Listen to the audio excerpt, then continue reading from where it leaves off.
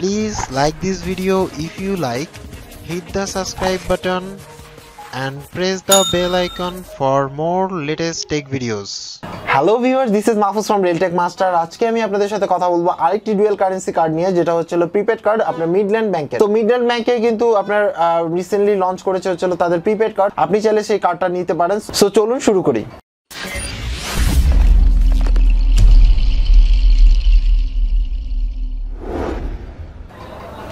At first আমি আপনাদের সাথে কথা বলার আগে, ডিসকাস করার আগে চলুন ব্যাংকের সাথে কথা বলে নিই, যেহেতু ব্যাংকের সাথে কথা বলাটা ইম্পর্টেন্ট, কারণ তারা কি বলে আগে সেটা শুনে নিই।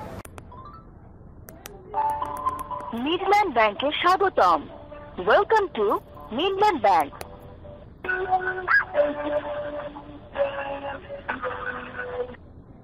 আসসালামু আলাইকুম, মিডল্যান্ড ব্যাংক থেকে বলছি স্যার।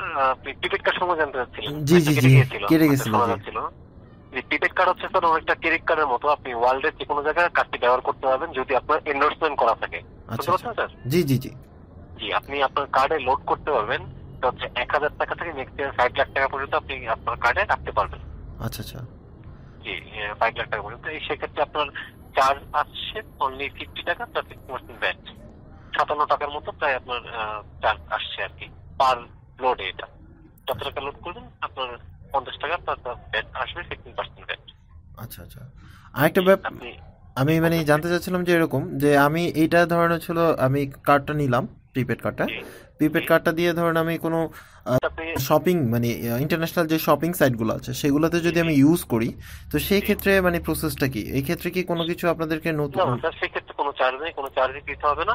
বাট আপনার এন্ডোর্সমেন্টও লাগছে। দেশের বাইরে থেকে যদি আপনি ই কমার্স ট্রানজাকশন করতে চান, যেমন আলি এক্সপ্রেস বিভিন্ন সব থেকে যদি আপনি কিনতে চান, প্রোডাক্ট অর্ডার করতে চান, সেক্ষেত্রে আপনাকে অবশ্যই এন্ডোর্সমেন্ট লাগবে এবং ই কমার্স ট্রানজাকশনটা অন করতে হবে। ফার্স্ট আপনি ডলারটা কনভার্ট করে ই কমার্স ট্রানজাকশনের জন্য একটা রিকোয়েস্ট দিতে হয়, ডান্স থেকে এটা পারবেন যে আপনি ই কমার্স ট্রানজাকশন করতে যাচ্ছেন। তো একটা লিমিটটা সেট করতে হয়, আপনি কত ডলার করবেন ম্যাক্সিমাম পার ডে লিমিট, ঠিক আছে? এগুলো সেট করে দিলে আপনি এগুলো কি আমার ইচ্ছার মতো করতে পারবো, নাকি আপনাদের কোনো ক্রাইটেরিয়া আছে? এটা হচ্ছে আপনার ইচ্ছা মতো আপনি সেট করতে পারবেন, কত ডলার করবেন, ম্যাক্সিমাম ট্রানজাকশন কতদিনের জন্য করবেন, সবকিছুই সেট করা যাবে। আচ্ছা, আরেকটা ব্যাপার হচ্ছিল, ধরেন আমার এই কার্ডের এগেনস্টে ধরেন আমি আলি এক্সপ্রেস থেকে, আপনি তো জানেনই, তো ওইখান থেকে ধরেন আমি একটা প্রোডাক্ট কিনলাম, সেই প্রোডাক্টটা কি হলো আপনার হচ্ছিল বায়ার পাঠালো না, তো তখন দেখা যাচ্ছে যে ডলারটা এটা কিন্তু রিফান্ড করে। এই ক্ষেত্রে কি রিফান্ডে কোনো প্রবলেম হবে যে আমার কার্ডের রিফান্ড? সমস্যা নেই, এখন পর্যন্ত অনেক আমাদের কাস্টমারই রিফান্ডের অপশনটা পেয়েছে, ঠিক আছে? আমি পার্সোনালি এটা করেছি, রিফান্ডটা হয়েছে, কোনো সমস্যা নেই, নিশ্চিন্ত রাখতে পারবেন, রিফান্ড করে দেয় এটা। আচ্ছা, আরেকটা ব্যাপার হচ্ছিল, কার্ডে চলে আসবে। আচ্ছা, আমি যদি দেশের বাইরে থেকে এটিএম উইথড্র করি সেই ক্ষেত্রে কি চার্জ কেমন? জি, দেশের বাইরে থেকে এটিএম উইথড্র করলে সেক্ষেত্রে আপনার $1 মতো চার্জ হবে। আচ্ছা, না এটা আপনাদের লেখা ছিল। আরেকটা ব্যাপার জানতে চাচ্ছিলাম, আমি এটা ইনফরমেশনটা এই জন্য নিচ্ছি, আমি একটা প্রমোশনাল ভিডিও তৈরি করতেছিলাম আপনাদের এটার উপরে, দ্যাটস ওয়াই এত কোশ্চেন। তো অনেকে এটা সম্বন্ধে জানতে চাচ্ছে, দ্যাটস ওয়াই। আপনাদের তো নতুন ব্যাংক, তো এটা সম্বন্ধে অনেকেই জানতে চাচ্ছে, দ্যাটস ওয়াই অনেক রিকোয়েস্ট আসার কারণে এই জানাটা আর কি। তো আমার কথা হচ্ছে যে একজন পার্সন কিভাবে এই অ্যাকাউন্টটা খুলতে পারে, কি লাগবে অ্যাকাউন্টটা খুলতে? জি, ভেরি গুড কোশ্চেন। তো সেক্ষেত্রে আপনার আমাদের সাথে যদি অ্যাকাউন্ট থেকে থাকে, তো সেক্ষেত্রে আপনি প্রিপেড কার্ড নিতে পারছেন। নতুবা আপনি যদি অ্যাকাউন্ট না থেকে থাকে, অন্য কোনো ব্যাংকে অ্যাকাউন্ট থাকলে হচ্ছে, সেক্ষেত্রে আপনার ব্যাংক স্টেটমেন্টটা শো করতে হচ্ছে। আচ্ছা, লাস্ট 6 মান্থের ব্যাংক স্টেটমেন্টটা শো করলেই হচ্ছে, দেন অ্যাপ্লাই করার সুযোগ আছে। আমি বলেন না, আমি বলতে চাচ্ছি যে ধরুন আমার কোনো অ্যাকাউন্ট নাই, আমি কি পারবো না এটা নিতে নাকি? জি, অবশ্যই পাবেন, সেক্ষেত্রে আমাদের সাথে অ্যাকাউন্ট করতে হবে।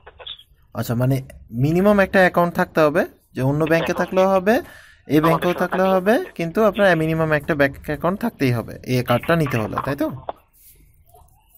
হ্যালো, এছাড়া আর আর কি লাগতেছে? ধরেন আমার স্টেটমেন্ট দিলাম বা ব্যাংক অ্যাকাউন্ট করলাম, এছাড়া আর কোনো কিছু লাগতেছে? এছাড়া লাগছে আপনার 2 কপি ছবি। আচ্ছা, দেন আপনার এনআইডি কপি। আচ্ছা, জি, আপনার বাসার বৈদ্যুতিক বিলের কপি, ইউটিলিটি বিলের কপি। নমিনি বা কোনো কিছু আদার্স? না, নমিনি লাগছে না। আচ্ছা, নমিনি লাগছে না, 2 কপি ছবি লাগছে, এনআইডি কপি লাগছে, আপনার পাসপোর্টটা অবশ্যই লাগছে, যেহেতু আপনি এন্ডোর্সমেন্ট করাবেন, পাসপোর্টটা লাগছে। আচ্ছা, তো আমি আরেকটা জিনিস জানতে চাচ্ছিলাম যে আপনাদের যে ব্যাংকের এই যে কার্ডটা আছে, কার্ডটা তো হলো ভিসা কার্ড, রাইট? এরকম হ্যাঁ, সরি, জি, ভিসা কার্ড। জি, ভিসা কার্ড। তো আমি যেটা জানতে চাচ্ছিলাম সেটা হচ্ছে যে আপনাদের এটা ডলার রেটটা কিভাবে নির্ধারণ করা হয়, যার ধরনের হচ্ছিল কার্ডের জন্য? স্যার আপনার যেদিন ডলারের রেট যেটা থাকবে সেই অনুযায়ী এটা কনভার্ট হবে আর কি। এটা কি আমি আপনাদের ওয়েবসাইট থেকে কোনোভাবে জানতে পারবো যে আজকের রেটটা কত বা কিরকম? এটা স্যার আপনি আমাদের কন্ট্যাক্ট সেন্টারে যে ফোন করেছেন এই ফোনের মাধ্যমে রেটটা জানতে পারবেন যে কত রেট থাকে। অনেক সময় তো আচ্ছা 84 83 ডলার আটার করে সেই অনুযায়ী রেটটা থাকবে আর কি, সেই অনুযায়ী আপনার ট্রানজেকশনটা কাউন্ট হবে। আচ্ছা, আরেকটা ব্যাপার জানতে চাচ্ছিলাম সেটা হচ্ছে যে এটার ব্যালেন্স আমি কিভাবে চেক করব? ব্যালেন্সটা জি। এটা স্যার এখন পর্যন্ত আমাদের একটু ফোন করে নিয়ে নিতে হচ্ছে যে কত অ্যাভেলেবল ব্যালেন্স আছে। আর যদি আমার প্রয়োজন হয়, স্টেটমেন্টের প্রয়োজন হয়, তাহলে? স্টেটমেন্টও তো আমাদের এখান থেকে আসলে পাঠানোর এখন সুযোগ নেই, বাট আপনি যখন ট্রানজেকশন করবেন অটোমেটিক কিন্তু আপনার মোবাইলে মেসেজ যাবে যে আপনার ট্রানজেকশন হয়েছে। ও আচ্ছা, আমি এটা দিয়ে কি এই যে আপনার ইউটিউব বা ফেসবুক এগুলো বুস্ট করতে পারবো, তাই তো? এতে কোনো সমস্যা নেই? অবশ্যই সেটার জন্য আমাদের একটা মোটর ট্রানজেকশনের একটা অপশন আছে, সেটা আপনার এনেবল করে নিতে হচ্ছে। আপনি জাস্ট ব্রাঞ্চে গিয়ে সবগুলো আপনি অপশন এনেবল করে দিলেই হচ্ছে।